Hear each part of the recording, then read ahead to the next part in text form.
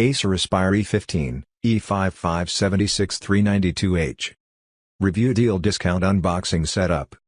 The E15 is a fast computer with plenty of ports and great battery life, but the washed-out screen holds it back. Design. With a bevy of ports including VGA and a DVD drive, plus its heavy weight, the E15 screams work computer. This isn't a bad thing, because it also feels substantial, including the monitor hinge. Many laptops in this price range feel like they need to be babied to survive long. There is a physical Ethernet port, an HDMI port, 3 USB 3.0 ports, and up-to-date 802.11 acres Wi-Fi. One nice touch is that the matte plastic has that brushed look, giving it a bit more traction and style. More importantly, and unlike many modern laptops, it is easy to service or upgrade. Performance.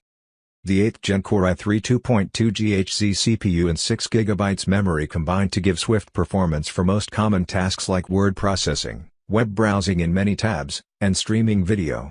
One shocking thing to me is how well it handled running its own 1080p screen, a second 1080p screen over USB 3.0, and a third 2560 by 1440 screen all at once without issue. I was running multiple HD video streams and web browsing at the time on different screens. My previous laptop that cost much more and had a dedicated GPU dropped a lot of frames in this configuration. I only noticed the weaker CPU compared to my more expensive laptop with CPU-intensive or heavy 3D tasks. If you are running those, including things like gaming beyond the basics or rendering video, this may not be the right choice. With that said, at this price, there is no great solution.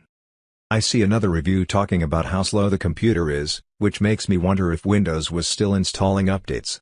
Any new computer is going to be slow while all that happens in the background. The network is being pushed, the hard drive is being run heavily, and the CPU is periodically busy. The only thing noticeably slow is startup. An SSD upgrade would speed things up substantially. Software. While I have to use macOS and Linux for work, Windows 10 is my favorite OS. It is flexible and easy to work with the most support for hardware and usually no headaches installing new devices. This version of Windows 10 is almost clean, but includes a few things that I would delete. Namely, Norton Antivirus, which can cause issues and slow down. It is easy to delete and Windows 10 has an antivirus built in. Display. It is obvious where costs were cut to get the low price when you see the monitor in action. It has a large bezel, which is not such a big deal. However, the colors are washed out and even more washed out when not looking directly at it. It is one of the worst screens I have seen in a long time, and the main reason for dropping my score. It is passable, but I would personally spend a little more for a screen with better blacks and sharper details if I was going to do a lot of writing on it. While people rarely use laptops outside, the screen is also not bright enough for that. As someone who usually cranks down the brightness to save my eyes, that aspect is fine with me. If you are going to be docking it and using standalone monitors, it supports higher resolutions well. Interface. There is no touch screen, which I surprisingly miss because touch controls are so good in Windows 10. But, they aren't critical. The keyboard has nice travel and a proper full layout. The trackpad isn't as responsive as a high-end laptop and the clicks aren't as snappy, but it works properly and I haven't had to fight with it. Battery. Wow, the long battery life is so much better than my previous laptop, which could last through a movie and then be done for.